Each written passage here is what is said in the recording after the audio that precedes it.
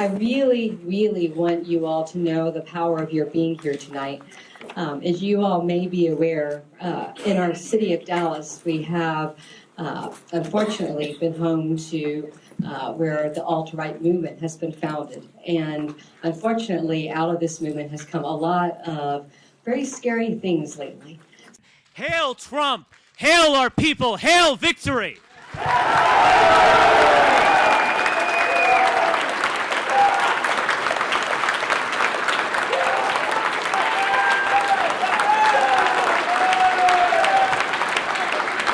America was, until this past generation, a white country designed for ourselves and our posterity.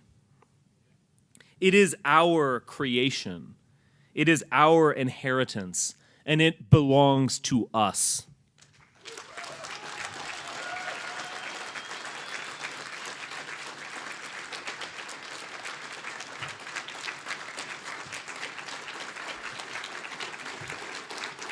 So your being here and the photographs that are being taken are going to go to try and really show that there is a community in Dallas that is very much okay with not only interracial marriage, but just the diversity of people that make our country so wonderful.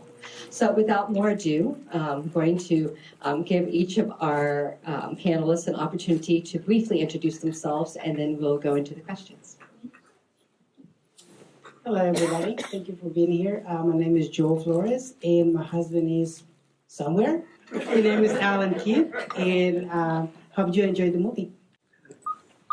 Hi, my name is Pam Uderick-Amiri, and I don't know how to introduce myself except that I thought the movie was wonderful, and I am their legacy. Hi, my name is Joshua Frank. I'm Marianne's husband, and I'm very pleased to be here with everybody tonight. Tony Cortese, Professor Emeritus of Sociology at Southern Methodist University, and my area is Race and Ethnic Relations and Civil Rights. Hi, I'm Quynh Chau, and it's just an honor to be a part of this panelist. And after watching the movie, I feel that so grateful for the people that come before us. That's how we can have 22 wonderful years of marriage. Hello, my name is Wes Stone. As Joe said, we've been married for 22 years. We've enjoyed every bit of it. Now, we've had our struggles, but the good times have always outweighed the bad.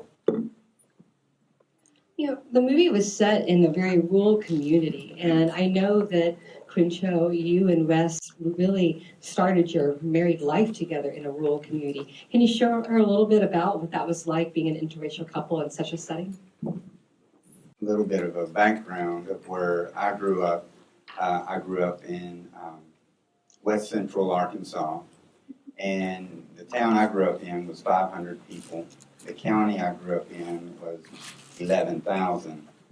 And within a 6-county area, at the time when I was growing up, it was only Caucasian there. There was no Hispanics, there was no black people.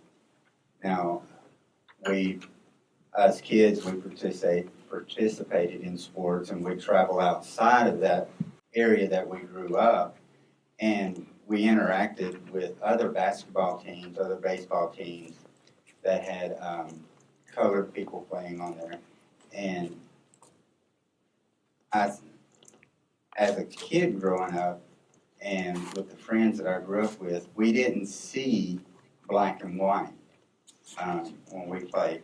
Now, we faced challenges because our parents, in the era they grew up in the 50s, the 60s, when racism was a real big problem and everything. But fortunately for me, well, yeah, it is.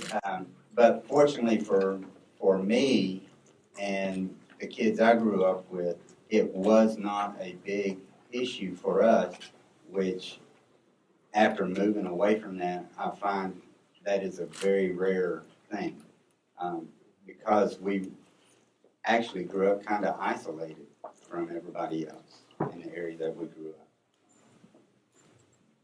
For me, it's a bit of different in challenges, and my mother-in-law and father-in-law have never, you know, they mentioned to me multiple times when we first married, and like, wow. How did you meet? I love you. I was very hungry. It's a hungry biologist. A hungry biologist. We met at the Baptist Student Union.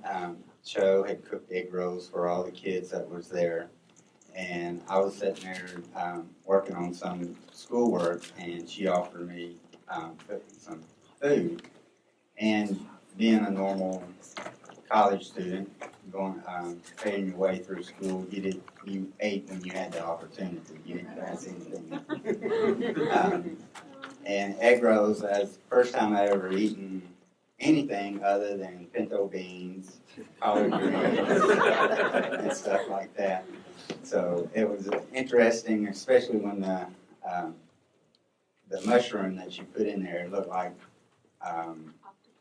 octopus tentacles and stuff. But we can get it. We could go into a lot of stories like that. But we met at the BSU one day. We talked another day, and the day after that, I proposed to her. One day. So basically, when we met on Wednesday, he asked me to marry him on Thursday, and I said yes. So we need the ingredients to the end. That's what it is. When you know, you know. But so many people around look at me and say, "Oh my gosh, maybe she's pregnant, or maybe something wrong with her." But and then I live at the children's home, Arkansas Baptist Children's Home. So basically, I got 2 scholarships, and outside of the children's home, Walters Ridge and Washita Baptist University, but I refused to go because barely could speak a word of English, and that was my home. So I just chose to go to college there. So when he asked me to marry him and I said yes, most of the people there said, "Oh my gosh, she's just desperate." She don't have a home, and she don't have anybody, so she just accepted it. Alan, I know that you also grew up in a rural community. Can you share with us, especially as a gay couple, what is the marked difference between when you first brought home a man versus when you first brought home someone that wasn't white? Like, how did you see that difference in your parents' eyes? It was a very interesting situation. I lived in, they still live in Granbury, a little town outside of here. And so we crossed the gay hurdle. That was kind of okay. They kind of figured that out. It was good. Well, it wasn't, but it got that way, so luckily it worked out well. And then my first boyfriend was a white guy, so that was okay. That was all right. And then my second boyfriend was a Hispanic guy. It was not me. No, it was not him. We'll get to you. I'll get to you. I'm not a slut, I promise. I just like guys. So we had to visit my father. They worked on the car together. I thought everybody was getting along. It was all great. My mother is a lovely, good Southern woman with good etiquette and all that kind of business. And then I got home, and the phone rings, and my mother's in crying tears. And I'm like, "What's wrong with you?" It's like, "How dare you bring that," and I won't say the word she used, Hispanic, blah, blah, blah, other terrible phrases, into our home. "I can't believe you would do such a thing." And I'm like, and I really am rather shocked. I'm like, what are you talking about? What do you mean? And I didn't know there was that kind of tension going on. Well, okay. So I told her, "Well, look, I just like my men like I like my coffee, creamy. So leave me alone." She didn't like that answer very much, but anyway. So then, for some particular reasons, that didn't work out. Actually, he passed away of HIV. And then I met another gentleman, and he was a black gentleman. And I was in love. I took him down, and they met him, and everything was great. My mother was gracious, and then I got home, and I got the tearful phone call, and then the words got even worse. And I was like, well, wait a minute, what's going on here? And I never realized how deep the emotion was on she really meant it. Black and white people are not supposed to be together. It's bad enough you're gay, but to bring home that. And I was like, what? And so I sat down and had a long, educated conversation with her and said, look, with both of them, and I said, you know, either you accept this or you don't. Take a good look, because I'm out. And I won't ever come back. So you accept us the way that we are and who we are, or I'm just not going to come back here anymore. So they accepted us. And we went back, and everyone loved that guy, and we're not together anymore. And then entered Joel Flores. And it's been 10 years, so we've been together for a long time. Hopefully this is the last one. So look how cute he is. How could he not be the last one? So, and they love him to death. My father passed away, and but everyone in my family loves him, and they all accept it. And I think that with the racial tones that are coming back, the things at SMU and stuff, I like the gentleman at the end. I don't see color. I don't see mix. I don't see anything like that. And I still don't quite understand it. So seeing this movie, I'm glad it was kind of smooth. I was glad there weren't burning crosses and all that kind of stuff, which made it kind of an easy thing to watch. But it's still kind of unbelievable to me to say that this is actually that it actually ever went on. But I think people are more accepting to it. You just have to get out there and hold hands and walk through the malls and be proud and not be scared and not worry about it. Because I don't know about you guys, but I'm not going back. I'm not. We fought too long.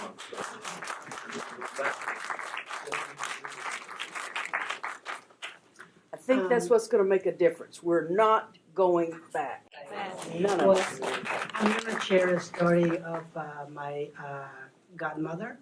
She is Mexican, but 23 years, you know, she always talk about, you know, when Latina or Hispanic or white, you know, date a black girl or a black woman. And I tell one day, my grandma, you know, when we came home, she said, you know, sometimes, you know, we don't have to say that, in, you know, even in public or, you know, to other people, you know, well, 23 years later, you know, well, 15 years later, you know, her daughter, she started dating a black guy.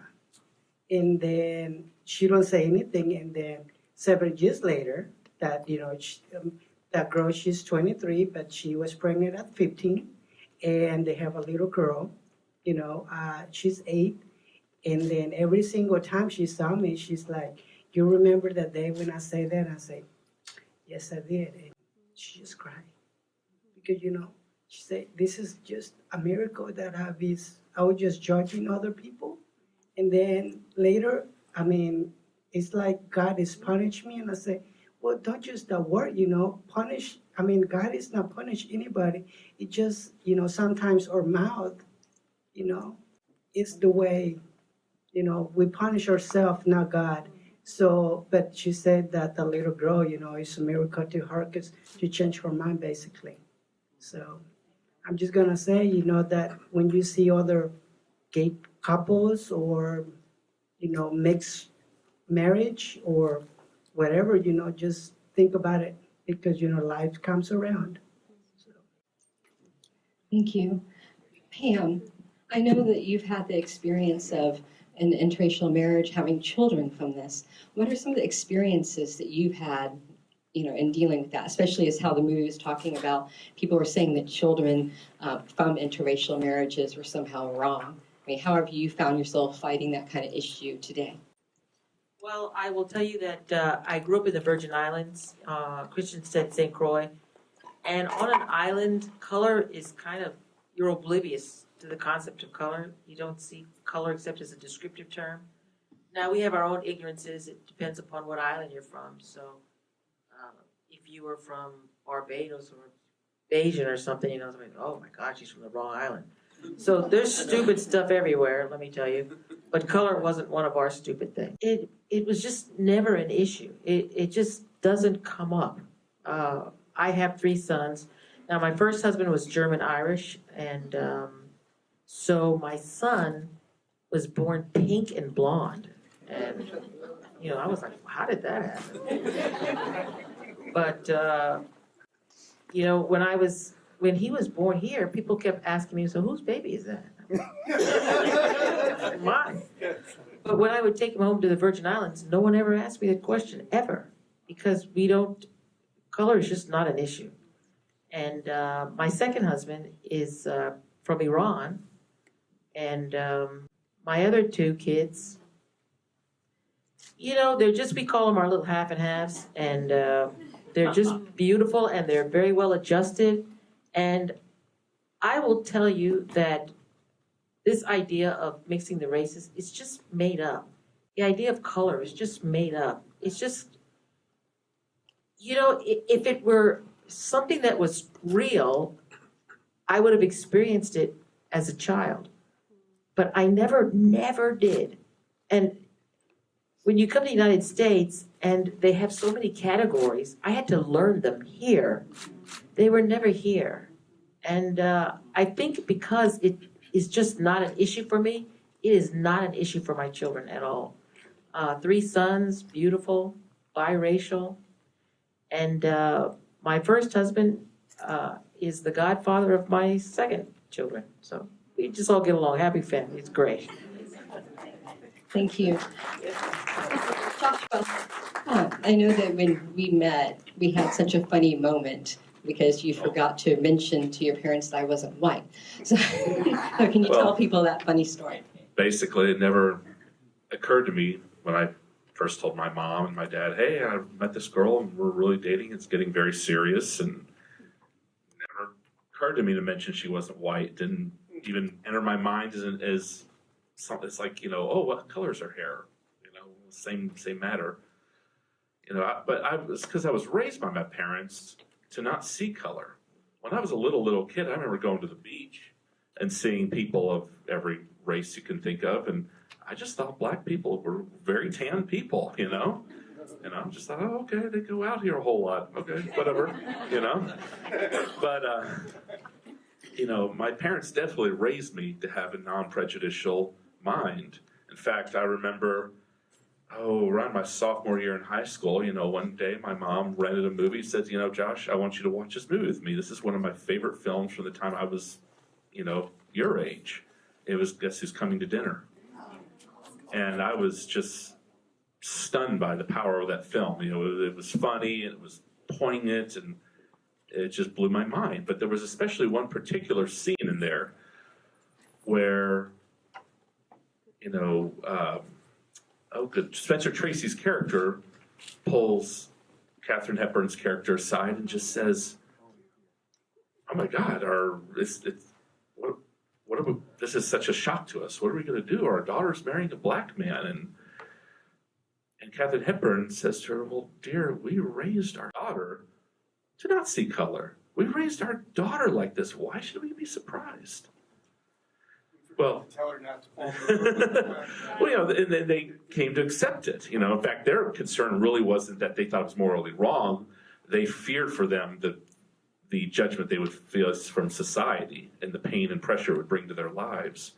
But anyway, so years later, you know, when I introduced for the first time Marianne to my mom, you know, Marianne and I have been together it'll be 19 years in a couple months. When she first met my mom back in 97 or 98, whichever year it was. And it was 97 now I think about it. And my mom met her and my mom was friendly and gracious and everything. And said she liked Marianne, never said anything to me about it. But she told me years later after we got married, said, Josh, I just want to kind of tell you a little something that happened after I first met Marianne. My parents at the time had recently separated, and they were actually just in the process of finalizing their divorce. So they really hadn't talked for the last 6 months except through a lawyer. But she got on the phone with my dad, says, look, we need to talk. And he's like, well, I'm in the middle of work. My dad repaired telephone pole and telephone lines. And so said, where are you? I need to come see you now. And so she went and saw him, tracked him down wherever he was. And she says, well, I don't think it's wrong, but I think there's an issue we need to talk about. And our son, he's dating a dark-skinned Latino girl. And, they had to talk, and eventually they both kind of agreed unanimously, almost word for word, the lines from the movie. Well, we raised our son to not see color. We raised him to not judge, and so why should we be surprised? So the parallels between the story are rather amusing and rather poignant. So, Thank you. We have on the panel a wonderful professor, and I hope I get your name right, Cortese? Yes. Okay, good. And as some of you will notice on the back of your program, still we have a copy of something that was put out on the SMU campus. It says, Why White Women Shouldn't Date Black Men. And this was actually, while this was put on SMU, it was put on all area college campuses. Do you have one of those, please? Yes. On all area college campuses in the Dallas area. It was done, or at least it claims it was done by the alt-right movement. Also, the leader of that movement spoke recently at Texas A&M in the building that was dedicated to Holocaust victims, and of course, part of their agenda is also anti-Semitic. Back at Spencer's event, the vast majority of his audience indeed was there in opposition, with multiple outbursts and clashes erupting during his speech. Security had to intervene to de-escalate several volatile exchanges. At one point, police in riot gear entered the student union, but none of the hostility took Spencer off message. This is our goddamn country. This is getting a growing following, unfortunately, across the country and in our city, and is born from our city, from my understanding. So I would love to hear how, as an educator on these topics, how it felt to the SMU faculty and body to have this kind of stuff. It rankles me, and it shows you that this issue of anti-miscegenation ideology is still very much alive today. And even though interracial rates of marriage have gone up very, very slowly. In the 60s, well, first of all, the year that the movie came out, Guess Who's Coming to Dinner, is the same year the Supreme Court decision was made, Loving. And at that time, 2% of all marriages were interracial. The smallest of that chunk was black and white, more often Asian, Indian, Black, Latino mix. 20 years later, in the 80s, 4%, very small. 2000, 6%. And I think it's still very close to that. So I think that educated younger people are more tolerant and more acceptable of interracial relationships.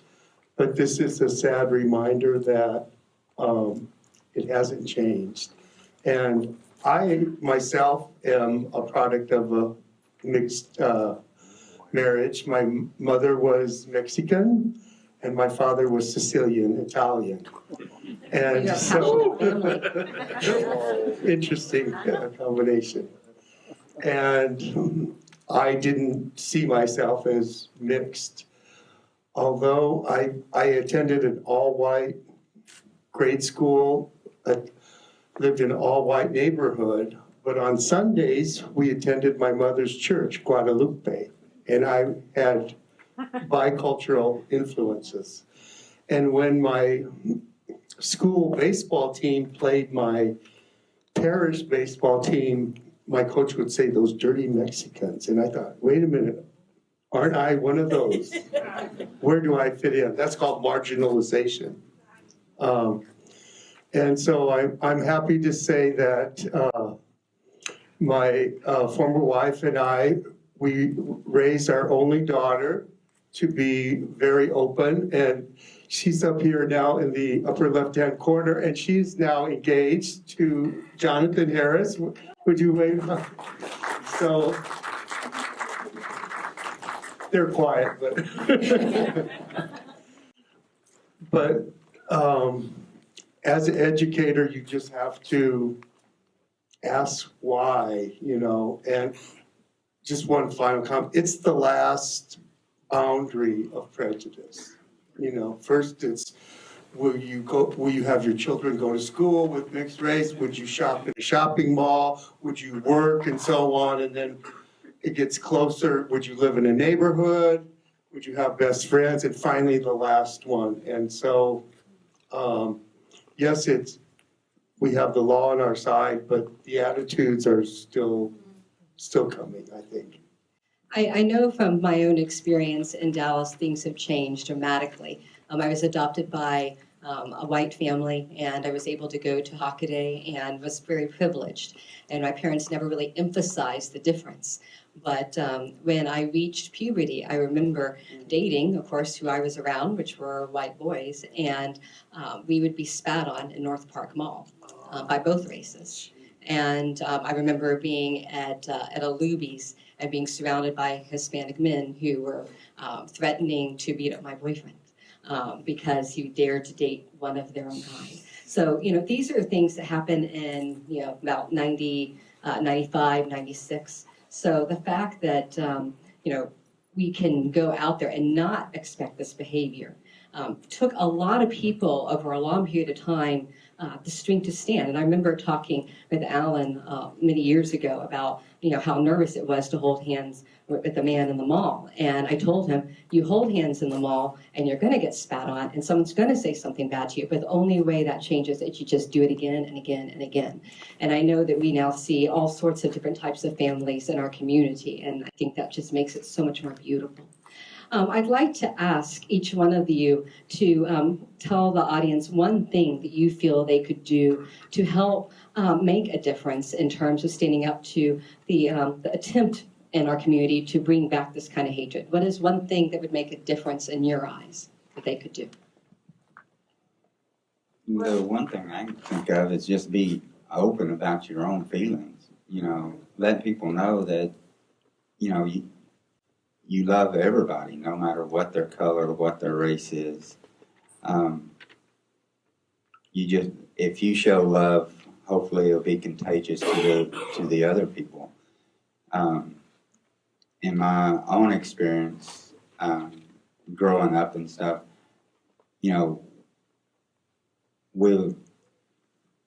if we had somebody that was mistreating somebody, going back to being a bully and stuff like that, I was lucky.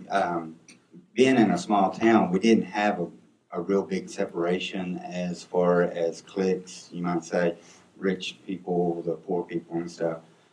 And when we'd go to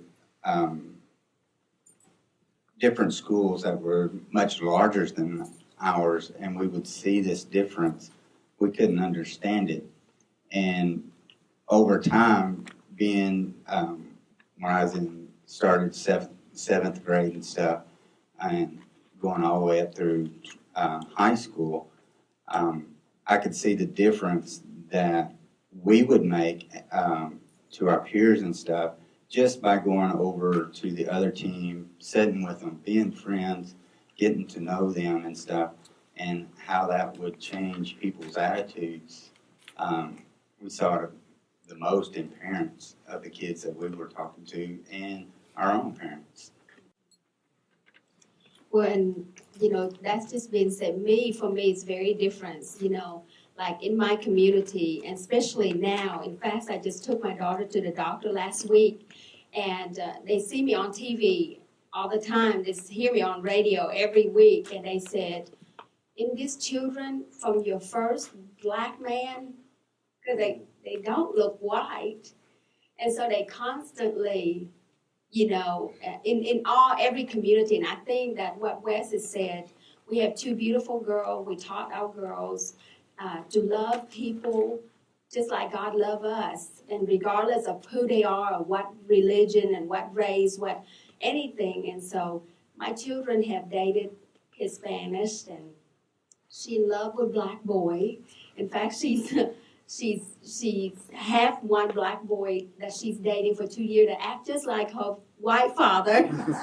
So, so we try to be positive in the community, and I turn my whole entire Vietnamese community to positive, meaning that even though when people question you, it's not so much that they're ignorant, but it's so much they've been uneducated. It is our goal to educate our community that it's no more racism and that we have to move forward. Thank you. Before you pass it on, I just want to acknowledge that Russ is also, obviously Caucasian, but also Kiowa and Choctaw. And if any of you haven't been to a powwow in Dallas, you will see every race you can imagine who speak a Native American language or have that tradition. So it's also our responsibility to educate ourselves on what are these different varieties of people that make our community so wonderful. And Quynh, before you pass the mic on, I just would love the audience to know how much courage it took you to be here tonight, because you received some angry hate for just even doing this tonight. And you don't have to name names, but please share why you took a bit of courage. Well, a lot of people just think that I'm bringing the political and I'm bringing the sword of what's happening to our community. And Wes and I would never do anything except in prayer before we do things. And we feel that this will be an input, a reinforcement of our positiveness for our community and not racism, regardless of, who we vote for. They want to know who we vote for. It's none of your business who we vote for. But we are so grateful for the leader right now, and we will continue to pray for that leader. So regardless of, you're watching live right now and you have sent text message or you say things, it's okay, because we live the moment and we live the way that God has wanted us to live. And that is regardless of what you saying to me or what you say, I love you, and I'm thankful for all of you. Thank you. I just want to get on what Wes has said about telling people how you feel, and Quynh about educating people, because that's what it's about, and about this woman that said we aren't going back. So let's put those three things together. And the sub headline on this movie is "All Love is Equal," and I have a better one, because I don't think all love is equal. Please hold the mic up. I'm sorry. A mother's love for her children is different than a children's love for their parents and grandparents and best friends and boyfriends and girlfriends and so on. But I think it should be loving whom you want. And I'm an adult, and I will love damn who I want, and no one's going to tell us any different. And that's what we have to impress. No one is going to tell us who to love, and we're not going back. And I'm going to use my time to see if anybody wants to ask me any questions, because I already know my story and the stories are being told here. So does anybody have a question you wanted to ask any of us? I got a question for you. Mike coming. How about them Cowboys? The reason I say that is we all, when they use the bastard word in the movie, first thing I thought of was Dak. The reason I thought about Dak was Thanksgiving Day. We were in western Louisiana. In fact, we was just about as far west as he was born east of Bossier City. And I know that boy's mama went through heck. All right? But when somebody starts in on the race stuff, which I happen to have a granddaughter that's half Guatemalan, and now she's a little bit Choctaw. But anyway, I think that what is really wonderful is we have Dak, those Cowboys. At the same time, we got the idiots and the alt-right, the Nazis. And I do think that we need to frame words the way they should be said. And that is, they're idiots and they're Nazis. Okay? Alt-right is too good a word for them. But And we don't tolerate hate speech. yeah. You know what? But I love the fact that at this point in time, there's this collision course. And who loves who most?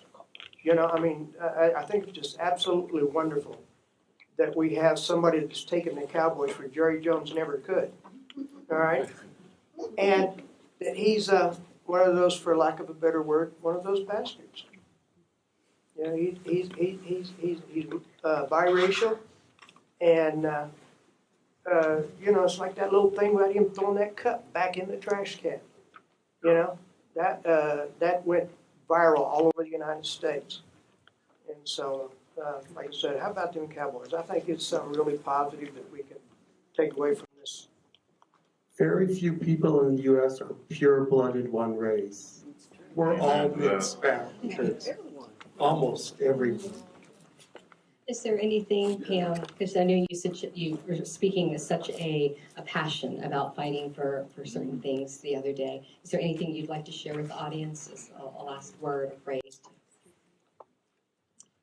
You know, I guess the question really is what the audience can do to help us. Exactly. Yeah.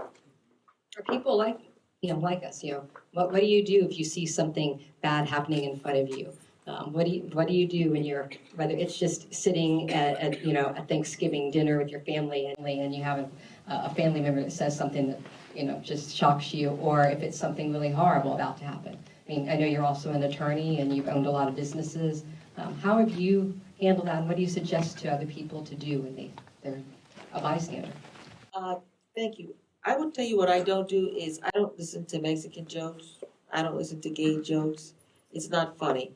And I always confront it right on. I said, I don't want to hear that joke because the minute I leave the room, it's a black joke.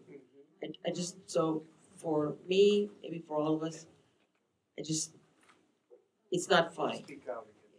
It's just not funny. And so if there's anything you can do, and not for us, but just for the world, it's not funny. I don't want to hear it.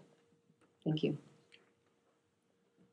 Well, one little thing I'd like to add, you talked about your daughter and his fiance up there, and yeah, her daughter and her fiance. The next generation. Yeah, I know. Anyway, everyone applauded it. That's wonderful, but we should be applauding just the fact that they're engaged. Yeah. It shouldn't matter. In an ideal world, it wouldn't even be news which race who is who. As I said, it's just like informing the world that her fiance has brown eyes, or what his favorite hobbies are. It's just another little tiny detail. It shouldn't be such a momentous thing. I think that's the world we're striving for.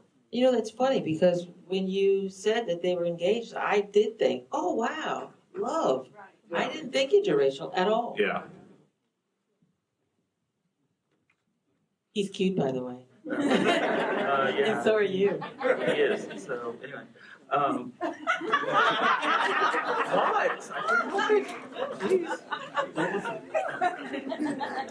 But I just think that you speak out. I think that it's funny. We were starting. I'm also do logistics for this. I helped arrange everything with it, and so I'm walking through North Park, and suddenly there are black and white couples everywhere. I swear to God, it was like, wait a minute, where all these black and white couples come from? And I started handing out flyers. It's like, here, you need to come see this movie. You'll love it. And they're like, what about? And I'm like, oh. And so it's just speak out when you can. And about being around a dinner table, no one from my family would even think of coming here, unfortunately. My father might have, because he passed away though, but he changed a lot.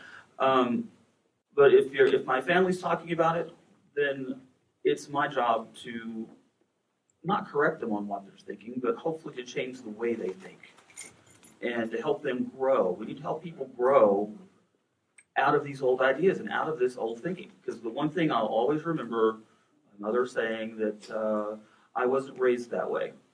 And so I keep telling her, sorry, that's not an excuse anymore. You're raised, you're grown, you have your own mind, let's change it. So that's what I would think. My grandma, she always told me, treat the people the way you want to treat. If not, you're going to have a problem. So I remember when I was in high school, I was like every single week in the office because they always bullied to me. And then until one day the principal said, you know what, I really admire you because you don't give up. You come every single week, complain, until, one day they decide that, they're going to, what do you call, spas, school. Yeah, from school, and I say, well, don't do that. Just tell them, that leave me alone. If they don't like me, well, they can turn around. And then, so my grandma, she always told me, treat the people the way you want to be treated. Thank you. Are there any specific questions from the audience that haven't been answered? This movie really reminded me of Louisiana. I live in Louisiana all my life until I was junior, when I was a junior in high school. And there was one point in that restaurant when he was with his friends and drinking and stuff. And we grew up, my father was an attorney, and he did support the civil rights. And I was just thinking of Peace Kingdom as a black restaurant. And we were not allowed to go there after 8 o'clock p.m. because it was a seafood place. But all white people would show up during lunch.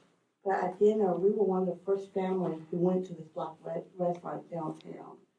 And that will bring me some memories that I feel like I should have been at Charlie, because this really means a lot to me. I mean, I went to a Jewish camp one year, and everyone was talking to my father, said, what's new? What was new at this camp? What? Nothing was new. Oh, I heard there was a black girl at camp. I'm like, what's the big deal? I mean, really, you taught me to be open-minded. And it just really shocked me how in Arkansas and Louisiana, and I'm scared. I'm scared it's going to go backwards. It's terrifying to me. It really is. Thank you. I think it's really important to have context. We put, again, on the back of your program some very recent things that have been happening.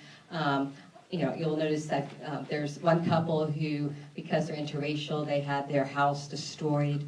I encourage you to Google them on the internet, and you'll see a video of just exactly what happened. Cement thrown down the pipes and, swastikas around their house. There are a lot of people that see this as a threat to their well-being.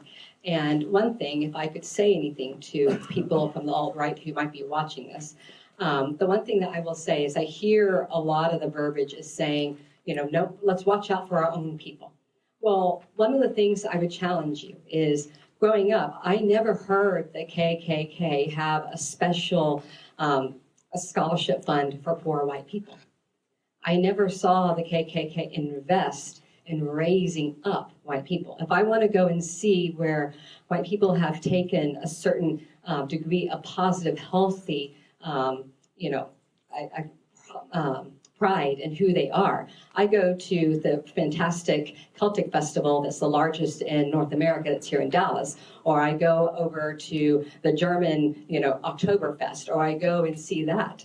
And when you go there, you'll see all sorts of races also appreciating it. So when we start looking at what does it mean to really appreciate each other and ourselves, we're not arguing against not taking care of yourself. We're saying, look at the whole. And for minorities, if you're able to invest, one thing that I think that we can do right now is invest in those small towns. There are many, many struggling towns. And if you have a mostly white town, you have someone struggling there, well, what happens if a minority comes in and makes an investment in that tiny little restaurant? That personal experience is what changes things. That personal investment in our local community is what helps people to not just take our words for it, but to experience what it means to be part of an American family. And that's where we're trying to go as a nation. So I really want to thank all of you for being here tonight. We're going to have a reception downstairs. I really encourage you to speak out. please, please do not be quiet. It's not that long ago with my own grandfather and grandmother over there on Armstrong Parkway. They fought and had to face, Ku Klux Klan members or burning crosses, just so that Joshua and I, living in walking distance from that, can be people that can marry today. And that's only 3 generations away. And now we look and we see this alt-right movement coming up. We're trying to attract the millennial generation. And it's on all of us, everyone in this room and everyone watching this online, to make sure that we do not go back. So don't take the fact that we've had progress for granted. It's our responsibility to keep that progress. I just want to say one last thing. The alt-right movement, it's nothing but a bunch of loudmouth fools who are a small minority. And they better come to grips that they're going to remain a very small minority at best. And if anything, they're going to continue to shrink. That's all.